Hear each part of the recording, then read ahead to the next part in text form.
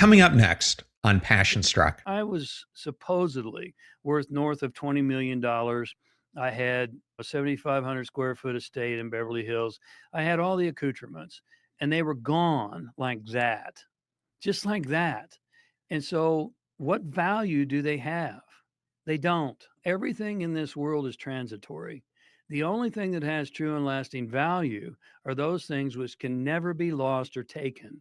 And those things are not ever outside, they're inside. If it can be lost or taken, it has use value. You can use them and enjoy them, but they don't have any intrinsic value. I got carried away with all the fame and the success to a degree, and I got sucked into the system. I had to step back. When I was standing in the desert, homeless and alone and $20 million in debt in 2013, I had to do a deep dive and say, what's James Arthur Ray 3.0 going to be, which presupposes there was a 2.0 and a 1.0, which are different stories. Who is he going to be? What's he going to be about? Welcome to Passion Struck. Hi, I'm your host, John R. Miles, and on the show, we decipher the secrets, tips, and guidance of the world's most inspiring people and turn their wisdom into practical advice for you and those around you. Our mission is to help you unlock the power of intentionality so that you can become the best version of yourself. If you're new to the show, I offer advice and answer listener questions on Fridays. We have long-form interviews the rest of the week with guests ranging from astronauts to authors, CEOs, creators, innovators, scientists, military leaders, visionaries, and athletes. Now, let's go out there and become Passion Struck.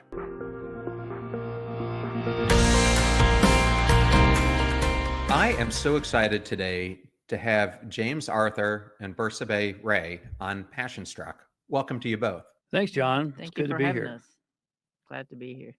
I am really intrigued about doing today's episode. One of the things that we often talk about here are that we all have defining moments, and we're going to talk about those for both of you in a bit. But I thought I would start out with James, you and the beginning of your journey, because you've really had just a profound impact in the self-help industry, starting with your early days as a motivational speaking and then your rise to prominence with The Secret. What initially drew you into this field, and how did you discover your passion for helping others unlock their potential? Well, what originally drew me in the field, John, was that I grew up a very introverted, insecure, skinny, scrawny, bullied young man. And I never fit in at school and never fit in anywhere, quite frankly. I failed miserably at organized sports, and those things are very important for a young individual. And so I thought I sequestered myself in my bedroom and thought if I could figure out how the universe worked, that I could figure out how my life worked and maybe I could turn my life around. And that's what drew me to begin to invest in myself and learn about myself. And as that started to unfold, then things started to get better. I mean, my career started to grow, my confidence started to grow, and so many things started to unfold for me. And then I got a job. My formal career, corporate career, was with AT&T School of Business, and I was a national sales trainer first for them, and then I became a C-suite consultant, and I started teaching in front of the room, and it just felt like it was the right thing to do. It really, like I had a God-given gift literally to do that, and so consequently it grew from there. And I left AT&T in 92 and started off on my own adventure as a consultant, originally doing culture change initiatives, which Bersabeh and I still do with businesses, and then moved into broader and broader arenas, started doing appearances and doing a one-on-one intensive coaching and all those types of things. So it grew organically from there. And I understand that although your career was going well, it was really The Secret that unlocked just a transformational moment for you. Can you take us back in time to that period?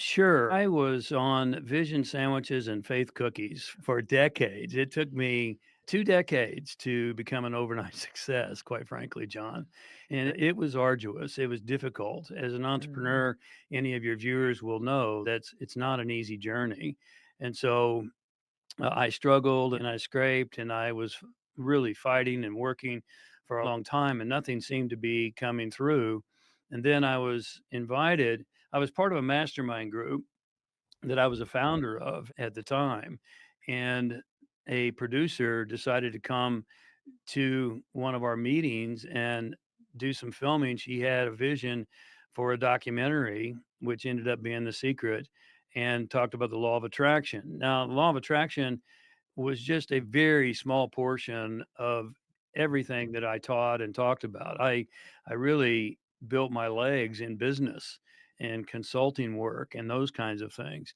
And yet I did talk a little bit about the law of attraction. I was invited to record and they decided to only have a few of us be in that movie, and I was blessed to be one of the ones that was chosen.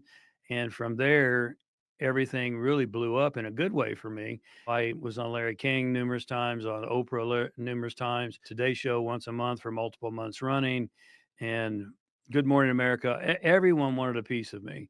And so everything really took off. And that was challenging too, quite frankly, because Napoleon Hill said all the way back in the 50s, there's a difference between wishing for something and being prepared to receive it. And I really wasn't prepared. The phone lines, I didn't have enough phone lines. I didn't have enough team members. I didn't have mm, enough bandwidth for my computer systems. My online server crashed when I went on to Larry King live the first time. And so there was a lot of scrambling once again. Success has a lot of scrambling, a lot of difficulty that comes with it as well. And many people don't know that. They think, oh, well, this is great. Well, it's great, but it's also very difficult. And that's one of the things I believe we have to embrace and understand as we grow, exponentially in the way we want to grow. Well, our challenges grow with us mhm. correspondingly. And so that's really what happened for me. And it continued to rise and continued to grow until I was involved in a horrible accident in 2009, which you may be familiar with. Maybe a lot of your viewers are as well, because it went gangbusters on mainstream media. And I'm going to come back to that here in a second. I wanted to first introduce some of Bersabeh's background because you had quite a different upbringing. You were born in Iran and were living in the midst of the Iran Iraq war back in the early 80s. And you witnessed some horrific things, such as your parents being taken away when you were only 4, then having to get smuggled out of the country, etc. What were those formative years like for you? Let's see, the formative years, it was full of violence. My one of my first childhood memories is bombs being dropped in our neighborhood. Imagine you go out in your street, count 5 houses down and having a bomb drop on it. And it was missiles dropping or missiles being shot out or gunshots or people being killed. And it was around the same time, close to that the whole so-called revolution happened in Iran, where the Islamic Republic took over. And so when they took over, they started giving a very hard time to people who were Baha'is, Jewish, Christians, throwing them in prison, raping the women, killing people. I mean, it was a horrific scene. And given we couldn't, the military kicked down our door and took my father and threw him in prison. And the prison sentence there is that you may not come out. It's a death sentence. My mother was raped by the guards there. I was also experienced sexually abused by the same system. Parents are not there. So that environment, not only because of everything I just described, on top of that, women don't have any rights. You can't work, you can't get an education, you couldn't go to school. So all of that led us to leave the country. There's no life for a human being to have any sovereignty there. And the way you got out was you had to find people to smuggle you out of the country. So you had to escape. And we found some people that we had to pay, and they smuggled us out of the country in the dead of night through the desert at the risk of being killed. We made it out, and we had to live in Pakistan for almost 2 years to be able to get our visas, our legal aliens to be able to come to the States. And when we came to the States, given that parents had to work full-time jobs, they weren't never there, and we didn't have a very good income. So the neighborhoods we lived in were bad areas. And given that I was raised by the television and my environment, I got into gang behaviors and so forth. So I went down the wrong paths of doing drugs and drinking and so forth. And the time, and I'll fast forward just a bit. When I met James, he had just recently gotten out of prison. So, How many of your guests can say that, John? You're the third. Oh, Oh, really? third. Well, I'm not the Okay. only one. So, Well, there you go. yeah. So when I met him, he had just gotten out of prison, and the way that happened is interesting. I had just gotten out of a horrible divorce, and I was living in Belgium at the time, got the divorce, moved back to the States, and I had no idea what had happened with James and his whole story because it was all over the media. And I had gone into I was trying to rebuild my life and get back into making some money and so forth, and finding a new career. A friend of mine had invited me to a network marketing event.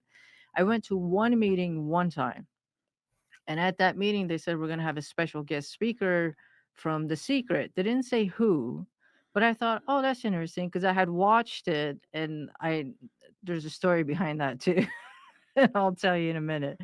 So I had watched it, and I thought maybe I'll go, because I was at a low point in my life as well, trying to rebuild everything on top of everything else that had occurred in my earlier childhood and so forth. I went to that meeting, and he happened to be the keynote speaker there. And he had just recently gotten out of prison. He came in at the time they were filming a documentary on his life, Enlighten Us, with CNN.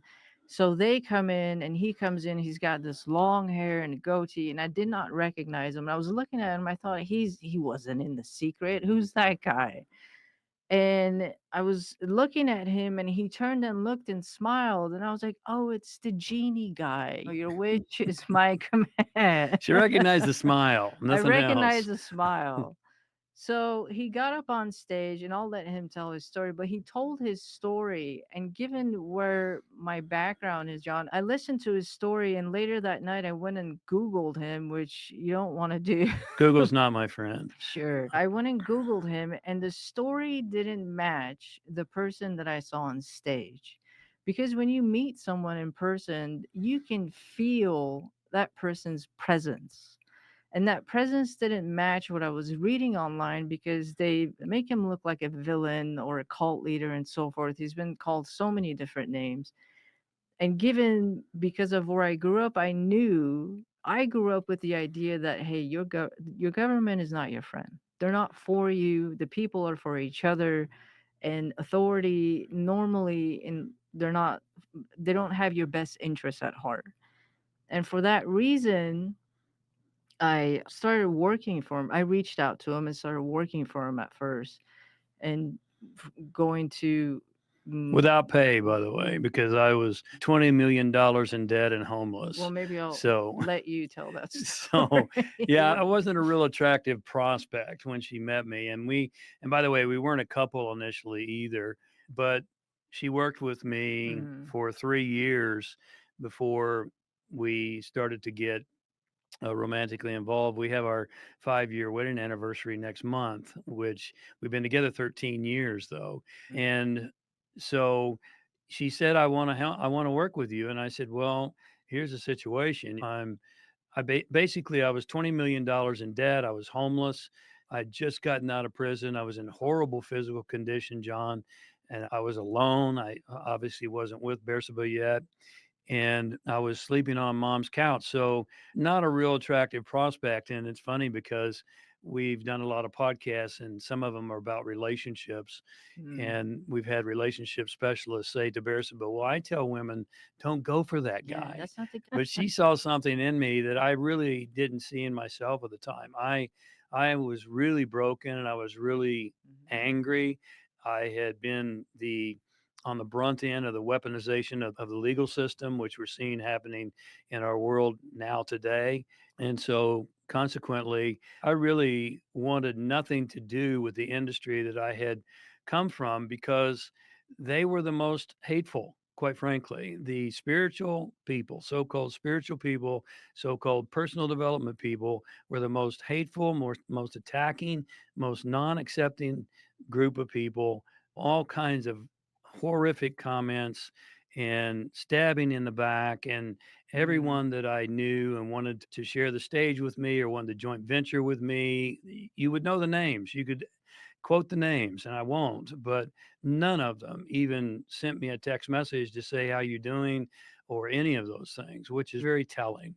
And so I was bitter. I was quite bitter, and I didn't want anything to do with personal performance or anything even close to that. And so it's been a long road back, John. It's been a very long road back. And yet, through God's grace, I've healed, and Bersabeh has been a big part of that, certainly. And we've healed each other. We've worked with each other for 13 years now. And it is work. It's work, but it's worth it. It's not something that you can do just quickly and easily when you have a lot of trauma and a lot of disruption in Mm. your life.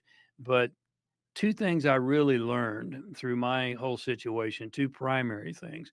There's a myriad of things, but two primary things I've learned is that you have to have a great relationship with God and you have to believe in that and have faith in that, irrespective. And then, secondly, you have to know who you are apart from what anyone else thinks. That's self-awareness. You have to be able to take the hits and take the haters because that's what happens in today's world is Mm. haters hate. And it's unfortunate, but you have to be willing to take that and to say, I know who I am. Regardless, I know who I am.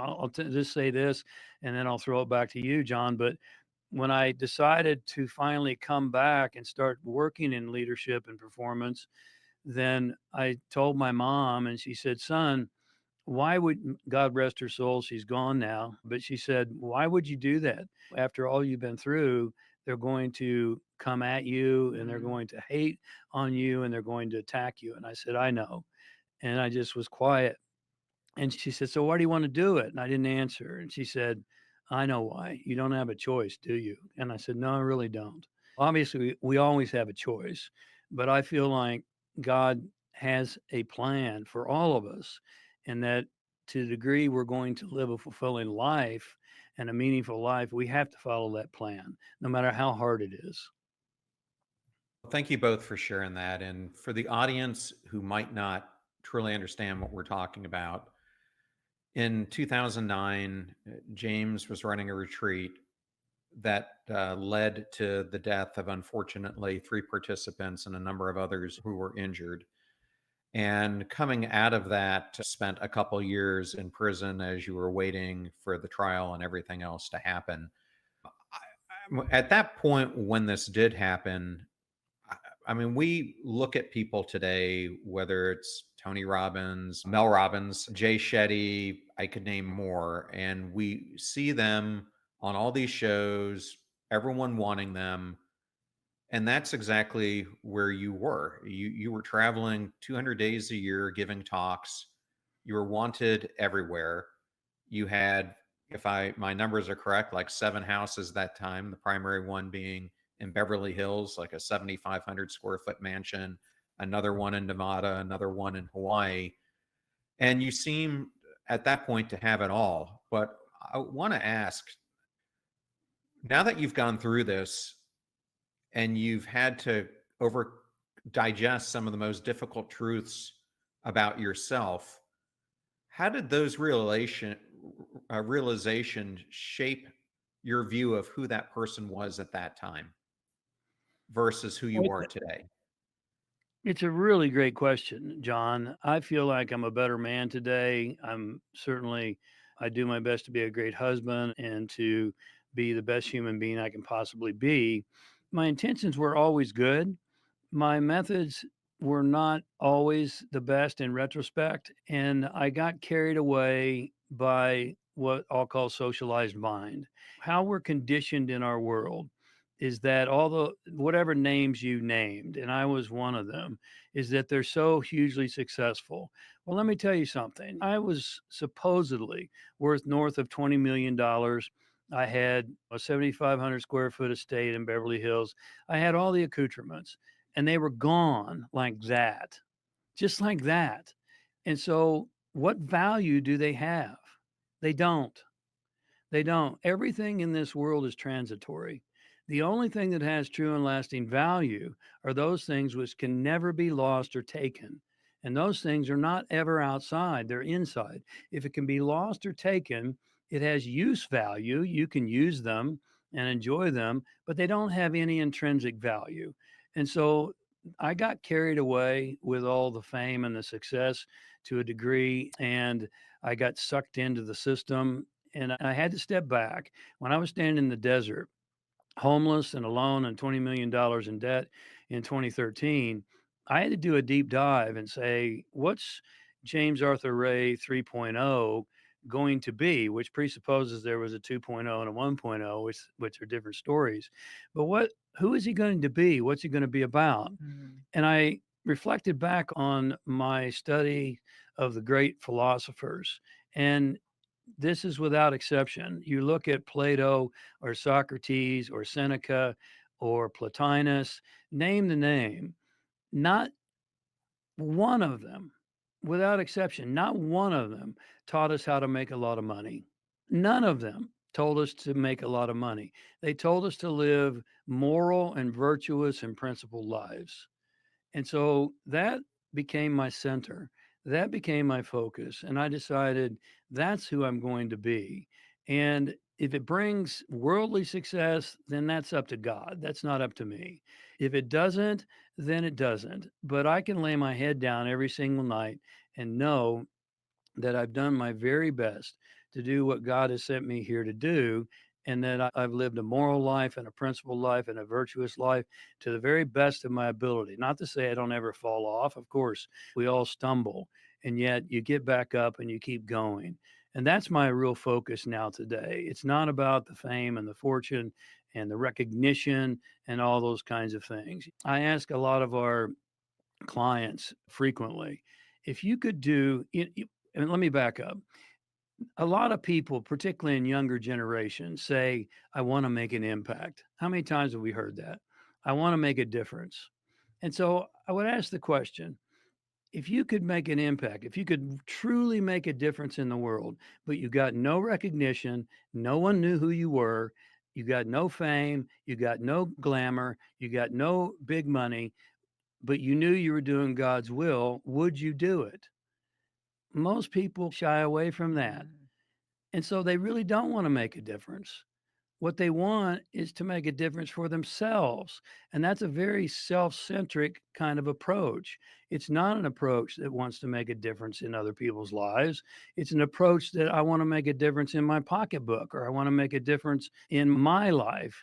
And maybe if I'm really magnanimous, maybe I want to do it for my family. I'll spread it out that far. But it doesn't really go much further than that. In my latest book, God, Money, and Sex, I talk about how we have come to the altar in our traditional world today of money and materialism. And those things have become our God. We worship money and we worship materialism. And that's one of the main reasons we're in the situations we're in right now. We're on the precipice of World War III, for God's sakes. How did we get here? We got here because look at all the people who are in, quote, leadership, who are on the take. And they're just pursuing money and they're pursuing materialism and they're pursuing fame and they're pursuing fortune. And we see it reported repeatedly, not so much in the mainstream media because they keep it hush, but nonetheless, that's what's brought us to this precipice. Mhm. And we've got to get back to center. We've got to get back to God. And if I had not had that incredible crash and burn, which I'm grateful for, believe it or not, I'm really grateful for it. I don't want to do it again. Don't get me wrong, but I am grateful for it because it woke me up and it got me back to what's truly important. Yeah, so I'm going to go to a question for Bersabeh, but I first want to just address this. Earlier this year, and I am releasing an episode on this in my solo episode this week about the power of gratitude. I talk in this episode about what's happened to me at this past year. I lost my sister earlier in the year to pancreatic cancer. A couple months after that, we had 3 feet of water in our house due to Hurricane Helene. Mm. And it's nowhere near to you losing the things like you did, James or Bersabeh, how like you had to move countries and lose everything. But it does give you pause when you have none of those material things. What really matters? I mean, what mattered most to me and my fiance during those moments was that we were all safe. And the things that we were most emotionally devastated from were the pictures of kids and the paintings that we lost and the things that just couldn't be replaced. Not really the furniture and the beds and all those things. Those really didn't matter at those times. And it really does give you an awakening of how important the important things are in our life and how often we take those for granted instead of doubling down on them. And I'm going to take this into my question for you, Bersabeh, because you've been a critical part of James' journey of rebuilding his life after such a challenging period. But you too have faced challenging periods in your life and had to rebuild your life. And so I want to ask this kind of in a joint way. How do you view the role of partnership in navigating life's toughest challenges, both the way that you've supported James and the way that he has supported you on this journey together? Great question. Okay, so I'll start with the most important thing. The biggest first step that I took in doing that was taking absolute responsibility for my life. And that meant everything that, even what happened to me in my past and my childhood, all the way up to my adult years. Because after my divorce, I was in a horrible relationship, which was physically abusive, verbally abusive. It was just a horrible relationship. And it pushed me to a point to go, okay, what am I doing that I keep creating these situations in my life? I'm the one who chooses to pick up a cigarette and smoke it. I'm the one who's choosing to have a drink. I'm the one who's choosing this kind of a person to be in a relationship with. As soon as I did that, then your world starts to shift. Why? Because you're no longer in victim mode. You're no longer in, oh, it's my parents' fault, or oh, it's because this happened to me in my childhood, or I've experienced these traumas, therefore I'm going to be this way and I'm broken and I can't do anything about it.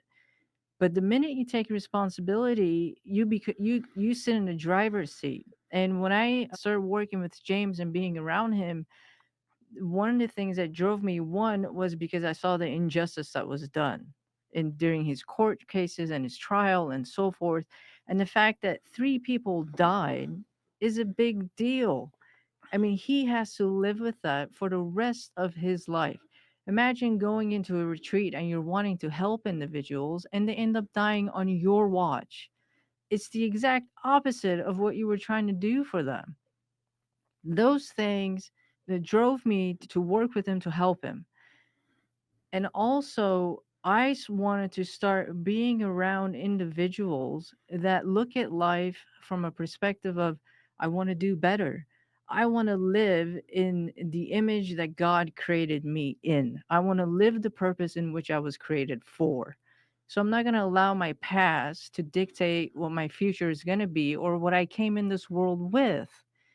So you start doing that. Then I started doing the cleanup work. And what the cleanup work is, cleaning up your unresolved emotional issues. Because all those things, all the drugs, cigarettes, alcohol, choosing bad relationships, making bad choices are all effects of a cause. And the cause is war. What happened is your unresolved emotional issues. I started cleaning those up. I quit smoking after 24 years. I stopped drinking. I replaced it with exercising. I replaced it with healthy diet, changing your diet, eating properly. All these things count. What you listen to, music, what you watch, what things do you read, and these are the things that together that we do. One of the things that connects us, one of the major things that is our foundation, is that we share the same values. And our number one value that we share is that it's grounded in what does God want for us. So that drives the both of us. And when you have that solid foundation with each other, then you become a unit. A married couple should. When you become a unit, you become one, then you start moving together, then you're an unstoppable force. And it has to be grounded in something higher than yourself. It's our creator. It's who created you to even be here.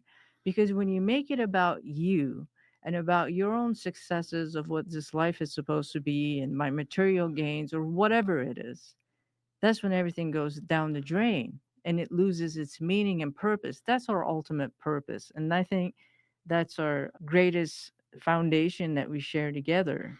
There's a greater power that can come through you Mm. than anything that can come from you. Mm-hmm. And that's so what we work at. And we work. You ask about a relationship. Oh. We work hard at it. I mean, it's we work on it as every bit as much as we do on our physical fitness and health, every bit as much as we do on our business. Yeah. We make time and we focus on that. And like one little ritual we have every single morning, I get up at 3 a.m. every day. Bersabeh gets up at 3:30. She's a little bit of a slacker, Yeah. but nonetheless, I have my morning prayer and meditation time, and I do some stretching, Mhm. and she reads, and I read the Bible in the morning, and then I come down from downstairs, and we have our tea time, and it's not. We don't have our phones. We're not doing have the TV on. We're not distracted. We have a conversation every single morning. We have a conversation every single dinner. We have dinner together. We don't have our phones. We don't have television on. We have a conversation and we make that sacred and we work on that every bit as much as we do on our business or on our health and fitness. It's all important. Everything counts.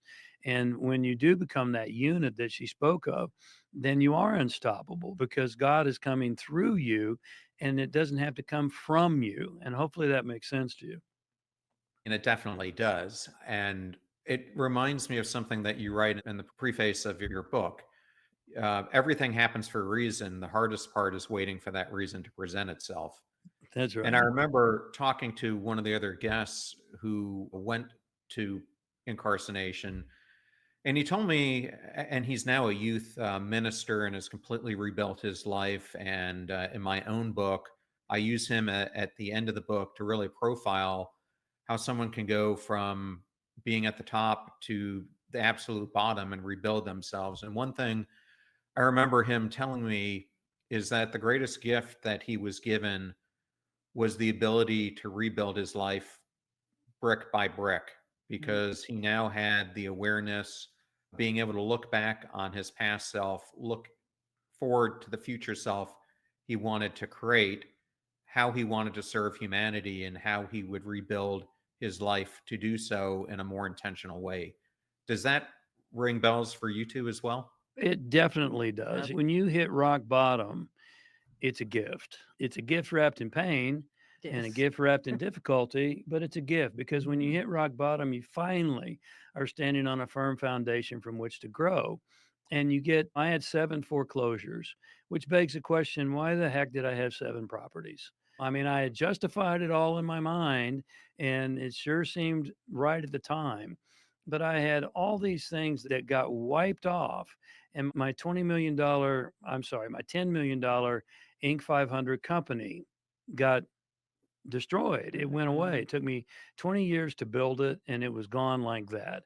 And yet, there's some real great liberation in that because Now, like you said, your friend mentioned, brick by brick, I have nothing but blue sky to determine who am I going to be and what am I going to do in James Arthur Ray 3.0.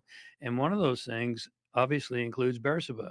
And I wouldn't, I was a single guy living in a 7,500 square foot estate in Beverly Hills. What kind of sense does that make? It makes no sense. And I was on the road over 250 days a year, and I was only there on weekends. Saturday and Sunday, I was in my home, and then I was off on a plane Monday and running around the country and around the world. And so, if God wanted me to do that again, then I'm certainly open to whatever God's plan is. And yet, life is very different now, and I wouldn't trade it for anything. I wouldn't go back for anything because I've been given a great gift and I've been able to rebuild. And you have to keep the faith and you have to keep moving forward and you have to realize why you're doing what you're doing. Deeply be honest with yourself about that. And then God can work through you and you can do whatever you're here to do and you can find that. Well, thank you for sharing that. And I found it interesting that this book, God, Money, and Sex, has been something you've been pondering for a very long time, almost 20 years. You were represented, as I understand, by William Morris. I'm also represented by WME. And you had pitched this idea of God, money, and sex back to them in 2004, 2005, if I have my figures correct. And you decided to write a different book, which became a New York Times bestseller. Um, Sure. why was this topic weighing so heavily on you for over 2 decades? I think it was inspiration. I really love the word inspiration because the prefix "in" from the Latin means to be. So, in spiritus is to be filled with spirit, and I was inspired with that title a long time ago, as you mentioned, and yet I'm really grateful. Let me back up, and I'll tell you another story that's similar. I visualized being on the Oprah Winfrey Show for 2 decades. 2 decades. I would when I was home, working from home, I would turn on the television when she had her show, and I would watch her asking questions of other people, and I would pretend that I was on the couch and I was answering the questions. I didn't do it every day, but I held that vision for 2 decades. And then I eventually got on the Oprah Winfrey Show a couple of times. And what I realized, John, is that if I had gotten on, and there was a lot of times when I was frustrated, I was like, I've held this vision for so long. I'm working so hard, and why is it not coming through? And then when I got there, I realized it's perfect because if I had been there when I thought I wanted to be there, I Mm. wouldn't have been ready. I wouldn't have had the same information, the same knowledge, the same experience. And the same is true with God, Money, and Sex. When got inspired to write that, if I had written that book back then, it wouldn't have been the same book. That was 2006. It wouldn't have been the same book because what I talk about in God, Money, and Sex are a lot of current events that have unfolded for us here in America and in the world since 2020. And obviously, those things weren't happening in 2006. And so I realized it was all in divine timing, and God's timing is always divine timing. And so that's where you have to have faith and you have to just keep the vision and keep moving forward. But it had been burning inside of me and it was just perfect. I mean, when I wrote it, it was truly inspired and it just flowed. And so I'm really grateful that I didn't write it in 2006. My agent shut me down, and she was absolutely right in doing that. And Harmonic Wealth was a New York Times bestseller that was the right book for the right time. So I'm going to take you down a journey that heard you go down in the interviews that I've listened to. One of the most transformational books I have read, and I try to read it every year, is The Power of Myths by Joseph Campbell. And I think that myths play a huge role in our lives. And the reason I read his book is back in the 80s, he predicted so many of the things that we're experiencing today. And I'm just going to go through a couple of the things that he writes in the book and get your take on it. Maybe you can apply your wisdom from your book. In it, he says, people say that what we're all seeking is a meaning for life. I don't think that's what we're really seeking. I think that what we're seeking is an experience of being alive, so that our life experiences on the purely physical plane will have resonances within our innermost being and reality, so we actually feel the rapture of being alive. And what he's trying to say here is that we are so obsessed with the outer value of money, status, etc., that we forget about the inner value, our internal development. And that's all the real value there is. Well, I'm a big Joseph Campbell fan, so thank you for bringing him up. Mythology is the history, it's not literal history per se, it's the history of the human soul. And Mhm. so these great myths that he talks so much about, and he did all this research, as you well know, across many traditions. And I do talk about that. The subtitle of my book, God, Money, and Sex, is Understanding and Mastering the Three Human Dilemmas. And we submit to you that God, money, and sex are the three most major human dilemmas in our world. There have been more wars and more injustice committed in the name of God than any Mhm. other reason. Money, it creates some of the greatest fear and pain. It's one of the biggest reasons that we have disconnects in relationships. And sex is taboo for so many people. It's bastardized and it's become completely animalistic. And I say that sex is an acronym for sacred energy exchange. It's meant to be between a married, committed couple, and it's not meant for physical pleasure. God gave us the gift of it being pleasing, but it's meant for two things. It's meant for reproduction, to be able to literally produce a human being. Think about how powerful that is. We've been told that we're created in the image and the likeness of God. Well, we can create a human being with another person. That's pretty powerful, pretty profound. And the second reason is it's a form of meditation and prayer. Now, I know that goes against a lot of people's mindset, particularly in Mhm. an animalistic world where human trafficking and pedophilia and all these things are so rampant, unfortunately.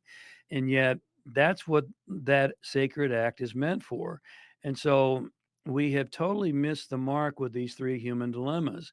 Going all the way back, John, to probably the Enlightenment in the 17th century, which I really believe was in many ways a de enlightenment because it got us away from our intuition, it Mhm. got us away from God, it started to make fun in some degree or make it stupid to believe in a higher power, and we got all caught up in our rational mind and in our intellect. And we're so caught up in our intellects now, we want to boast about our SAT scores. And yet you can have a 150 SAT score and be an emotional slave. There's a lot of very intelligent people who are emotional slaves. And so yes, back to Campbell. And as I mentioned earlier, we have begun to worship at the altar of money and materialism and intellect. And we've gotten so far away from what I call in God, money, and sex, this vertical principle, Mhm. which is a metaphor because Christ said, Christ said the kingdom of heaven is within. It's not somewhere in the clouds as we've been conditioned to believe. But this vertical principle is a metaphor for this connectivity to a hierarchy, to a controlling force. And so, consequently, all we have now is this horizontal principle that I talk about, which is the secular world. When you don't have a vertical principle and you don't have a hierarchy of what's moral and what's right and what's true, then where Mhm. do you learn what's moral, right, and true? Well, on a secular world, a horizontal plane, you look at people around you and you say, "What are they doing?" And that's how I learned what's right and wrong, and that's what Bersabeh talked about when she was growing up in gang behavior and in bad neighborhoods. She looked around, and here's what's right and wrong. If you look at what's going on in our world right now, to tell the truth is not valued, John. You know, how many people have lied under oath in front of Congress, and nothing has happened to them? Mhm. Nothing. And so Consequently, to tell the truth is not valued in our current world. In fact, in many cases, it's persecuted. Some cases, it's been prosecuted. And that's really unfortunate. And that's where we've gotten so far adrift. And Campbell is absolutely correct. And he talks so much about getting back what we call getting back to center and getting back to what these ancient myths have told us since antiquity. And they're all very common. Just like I told you, I mentioned earlier about the great philosophers, very common teachings, but they've become very unpopular, unfortunately. Well, that they certainly have. And I'm going to come back to that, but I did want to go to Bersabeh for a question. There's been a lot of discussion on what it means to be a woman in today's world. And I have had a number of episodes tackling this over the back half of 2024. As someone, as you both have explained, who's navigated significant challenges and you've also had triumphs, what's your take on this? And how do you see women stepping more into their power and doing it in an intentional way? It's probably going to go against what the controlling narrative is. And I'll tell you how I got here because when I moved to the States, I mean, I bought into the whole thing and the women's movement and women's rights, and women should have equal rights as men and get into the workforce, and or the whole idea, oh, I don't need a man. I can make it on my own. Kind of saying I'm man enough to do it on my own should tell you enough. I got to a point and I realized that this kind of programming, it is a programming. It's actually taking women out of their power. And how I mean by that is that for a woman to have these beliefs, to think I need to compete with a man in a workforce, or that I don't need a man, I could do it all on my own. Okay. It comes from a lack of self confidence. When a woman is fully confident in herself, in who she is, you don't want to compete with a man. You could care less. You want a man who's strong enough, who's able to provide for you and who have a secure environment for you, because the man is, you can say, he's active and a woman is receptive. So the man gets a career and provides for the house, takes care of the family and so forth. The woman's job is to nurture the home environment, the kids. Even when you think about it, when a woman, the man, when you create a child, the man gives, the woman receives. The man is the one who creates the baby. The woman nurtures that child and grows it in her environment. And the same thing happens in a household and outside in the world. Now, on a grander scale, when women are taken out of their power, their receptivity force, their magnetism, and they start trying to play the active part, it throws a whole world off harmony or off balance, because it's our job as women to keep the peace and love and the stability and nurture not only of the planet but of mankind. And it's in on that grand of scale, their power is that powerful, because to take them out of that, it throws the whole thing off. And that's one of the reasons why they've done this to women. You don't go to the women in Iran right now, and they're fighting for the idea of just to be able to show their hair in society. And then you compare it to what women here are complaining about is funny. It's ludicrous. It's absolutely ludicrous. Well, and then think about women in Afghanistan as well and how Yes. much that has deteriorated. Oh, absolutely. The whole Middle East has for women. So I And, want to and talk about, yeah, I want to talk about the flip side of this. Last year, I had Scott Galloway on the show and we were discussing his book, Adrift. But what we were really getting into was the weakening of men in today's world and the concept of toxic masculinity. I'll ask you the flip question, and either one of you can take this, but what's your perspective on the role of masculinity in today's society? I'll take this one. I'm probably more qualified than I Bersabeh would is. say so. But I think we are direly in need of masculinity. Masculinity is leadership. Masculinity is courage. Masculinity has so many different qualities: not to fold in the face of fear, Mm. to get back up when you fall down or get knocked down. That's true masculinity. And unfortunately, this term toxic masculinity has been misused. Now, there is some, in my opinion, if you look at, and I could name some names and I probably won't, but if you look at certain individuals who are attempting to be masculine, they're saying you need to put a log on your shoulder and run up a mountain. Well, that's machismo. That's not Mm. masculinity. Or you need to become an MMA fighter and mouth off and curse and say all kinds of loud things to your opponent. That's machismo. That's not masculinity. True masculinity is a man who takes care and treats his woman like a queen, really does.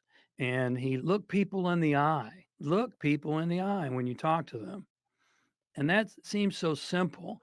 And yet, I can't tell you how many younger generations, when I talk to them, they have no ability to look you in the eye because they have no self confidence. Mhm. And get off of your iPad, for God's sakes. Go to the gym, lift some heavy weights. And that sounds very simplistic, but that's all part of being a man. Eat a lot of meat, no tofu, eat meat, eat cheese, eat butter. Those Read are the all, great philosophers. yes, read the great philosophers and study the Mhm. great philosophers. Read the Bible and study this ancient wisdom. And that's Mm. true masculinity. And we're sorely missing that in today's world. I want to ask a follow on about this because one of the things that I think is plaguing society is this disease of disconnection that you just referred to, meaning we are spending so much time outside ourselves that we're not doing the self awareness we need to grow. And I think one of the things that you talk about along the lines of this in the book is the necessity of critical and independent thinking, which you really do in the solace of your own mind. And we live in this world of disconnect where we see so much misinformation being presented. How can people cultivate this essential skill, and why is it so vital in today's world where we have so many challenges going on? Well, it's a great question because our company name is Harmonic Wealth Global. Mhm. And let me just explain that, if I may, humor me for a moment, because most people think wealth is defined as money. If you trace the etymology of the word wealth back to its origins, it literally translates as well being. I've worked with so many people, we have, who make a tremendous amount of money and they're not wealthy because they don't have a lot of well being. And so, consequently, at our company, Harmonic Wealth Global, one of the things that we're really committed to is creating independent thinkers. So, thank you for the question. And we have four primary practices that we talk about to become an independent thinker. And Bersabeh already alluded to a couple of them earlier, but let me go through them real quickly. Number one, which Bersabeh talked extensively about, you have to take absolute responsibility for your life. When I was standing in the desert, $20 million in debt and homeless, I had to ask myself, how did I create this? So many times I ask people, do you like the way that our country is going right now? And they say, no, I really don't. And I say, well, how did you create it? Well, I didn't create it. I'm not in government. I don't have any power. Oh, yes, you did. How long have you been complacent? How long have you been too comfortable? How long have you been asleep at the wheel? Did you vote? Yes, you contributed to it and you created it. And to the degree we take absolute responsibility, it's a hard pill to swallow. But only when you take absolute responsibility can you begin to think clearly, and do you have the power to change anything? Mhm. Number two is you have to become self aware. How do you become self aware? Well, you ask yourself some really poignant questions, and you have to be very honest about the answers. There's no value in lying to yourself. Why do I value what I value? Why do I think what I think? Why do I like what I like? Why do I dislike what I dislike? And if you're really honest, what you'll recognize is that most of the things you think you value are not even your values. Most of the things you think you want or something that's been handed to you from an outside source has been conditioned into you by society. Mm. And that's what Bersabeh called the controlling narrative. This controlling narrative tells us what we should value. If I were to ask you if you would rather, if I give you a free watch and you could have a Rolex or a Timex, what would you take? Well, most people say a Rolex, just like that. Well, why? Why would you take the Rolex? Well, it's more valuable. Why is it more valuable? How do you know it's more valuable? Well, it costs more. Well, why does it cost more? Break it down. Well, it's finer craftsmanship. Are you sure about that? Because I've had a Rolex, and every time it breaks, it costs a fortune to fix it. If you have a Timex, you can either just buy another one, or you can get it fixed very inexpensively. And at the end of the day, they both tell time. Well, the reason you want it is because of what you think people are going to think about you. Mm. It's about an image that it's going to portray. And so, is it really what you want, or is it something you've been conditioned into? That's self awareness. Number three, did you want to say something, No, John? keep going. Okay. So, we have absolute responsibility, we have self awareness, asking critical questions. Number three seems like a venture from the first two. Clean up your diet. Mm. Clean up your diet. Fluoride in the water calcifies the pineal gland. That's a fact. And the pineal gland is the gateway to the divine. We know that. It's our connectivity to God. We have so many toxins and so many chemicals. If you go back to the sweat lodge where 3 people lost their lives, broke my heart. What the medical evidence proved, 4,000 pages of medical evidence proved that it was pesticides that caused the death. Mhm. But they came after me, even though the property used pesticides. Pesticides in the human system are toxic. Well, our vegetables and all our beef are full of Yep. pesticides. Clean up your diet. Quit eating garbage, because so many times we've heard the little memes, John. We've heard change your thinking, change your world. What you think about comes about. Boy, that sounds so nice, doesn't it? But if your brain is toxic, you can't think clearly. You can't change your thinking if your brain is toxic and full of toxins. And Mm. so clean up your diet, exercise. And then number four, Bersabeh mentioned too, is your unresolved emotional issues. 95%, according to psychology, of what we do every day, every single day, is driven by your unconscious mind. 95%.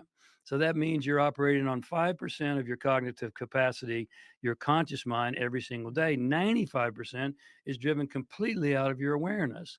What happens between birth and 14 is that we have these issues that happen, these traumas, these difficulties. We don't have the resources necessary to deal with them. And so we power through in some way, Mhm. shape, or fashion. And then we stuff them and we think they're gone. They're not gone, they're still there, and they're still running behavior. And so those are the four ways you can become a critical thinker. And until you do those things, and it takes work, as we Mhm. mentioned earlier, and it takes time, but it's worth it. Would you rather work to be free, or would you work to be a slave? You're going to work regardless.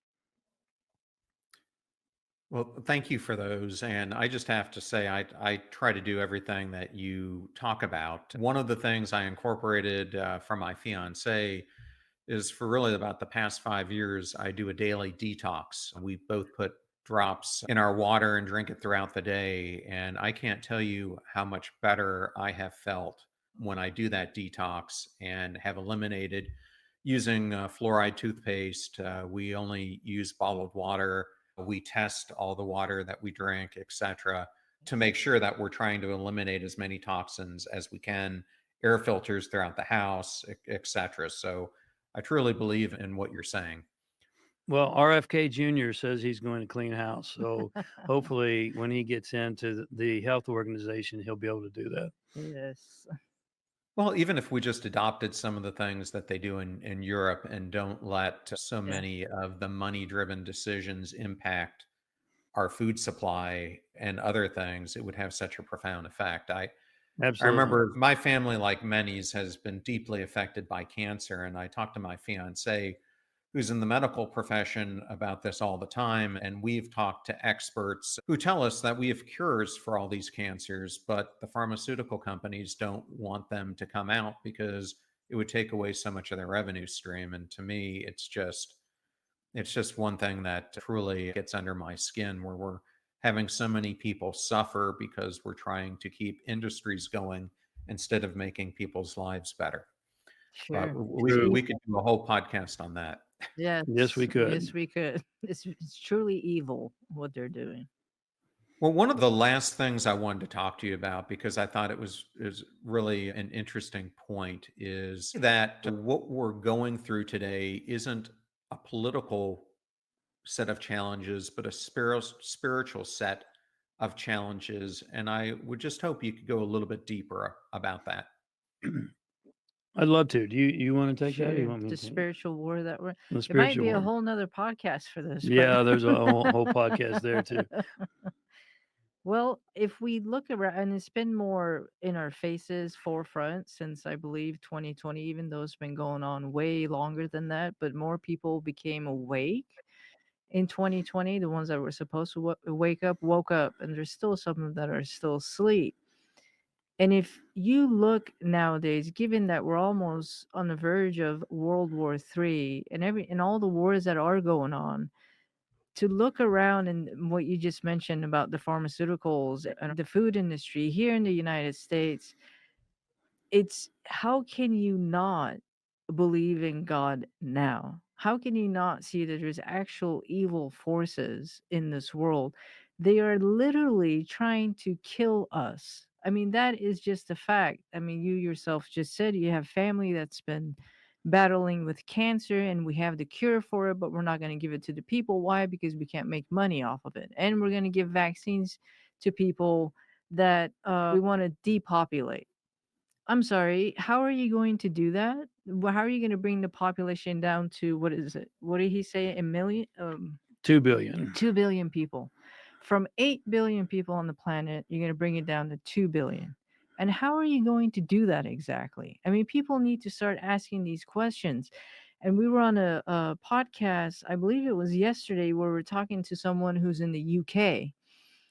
And one thing that we've noticed that's different here in the United States than it is in the other western parts of the world is that here in the United States, there you can feel the movement. There's a movement of people coming together right now in Christianity, coming saying, "Hey, no, God is real. This is God's world."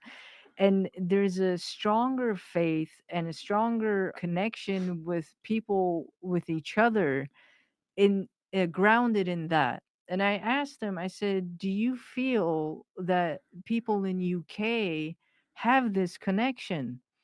And he said, "No, we don't have it here." And the things that they're going through there now, the things that he was describing for us, where the police comes knocking down your door because of a post you made on social media.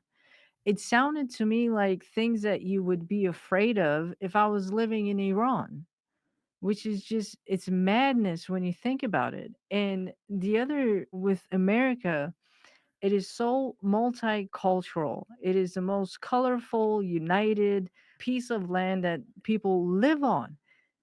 If America falls, then the rest of the free world falls too.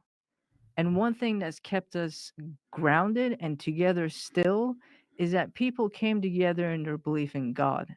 And you can see that all across the nation. Is that and he can go more into detail about Yeah, I the love dark forces and so I forth. love to quote Ephesians 6:12, which Mm, Paul wrote to the Ephesians, obviously. And he says, "We wrestle not against flesh and blood. We wrestle against principalities and powers, against the forces of evil, against spiritual wickedness in high places." And he could have written that today. We think we're in a war of Republican versus Democrat. We think we're in a war of conservative versus liberal. We think we're in a war of communism versus capitalism. We're not in those wars. Those are effects. We're in a war of good versus evil. And every mm, great tradition has told us this time and again. It talks about it in the book of Genesis, and it gets glossed over a lot because our systems have failed us, including our religious systems, have completely failed us. And yet in the book of Genesis, it talks about the sons of God came to earth and had and mated with the women of mankind, and they created bastard children called the Nephilim. And these Nephilim were giants, and they were evil forces. Now you can't see these things, but you can feel them. And it talks about it in the book of Revelations. It talks about them in the book of Enoch, which was taken out of the Old Testament because it didn't conform to Sure. Jewish orthodoxy. It talks about it in the Gnostic traditions. They talk about the archons, which are these dark forces. And so modern science tells us that we live in a 5% universe. This third dimension of visible light is 5% of what exists in the entire universe. That means 95% of what exists we can't perceive because we don't have the sensory acuity to perceive it. And so you think if you can't touch it, taste it, smell it, that it doesn't exist. Well, you can't see oxygen either. It exists. And so these forces of evil have literally indoctrinated so many people. And they're those little voices we all hear. Oh, what's the big deal? Let's just have some drinks. What's the big deal? Let's just watch some kind of pornography. What's the big deal? Let's do this, let's do that. Well, it Mm. is a big deal because everything counts. And that's the battle that we're in. And we have to get up every single day. And it goes back to masculinity. We have to fight. We have to fight against it because it's tempting and it's seductive and it sucks us into the money and the materialism and everything we've talked about here already today, John. Well, thank you both for joining me today. For those who want to learn more about you and the work that you're doing now, where's the best place for them to go? Well, if it's okay with you, we'd like to give a blueprint, a free gift to your viewers. Is that all right with you, John? Sure. I have it in my, I downloaded it myself. Oh, Okay. did you? You can go to harmonicwealthglobal.com/freedom. And we have a freedom blueprint there, which deals with these questions about God, money, and sex, and how you can do some introspection Mhm. for yourself on where you are with those things and what your opinions are and your positions are. And of course, our website is harmonicwealthglobal.com. Well, thank you again for joining me today, and I really appreciate the discussion. Well, thank you Well, for thanks for having having us. us. God Yeah, bless you, we John. enjoyed Keep it. doing great work.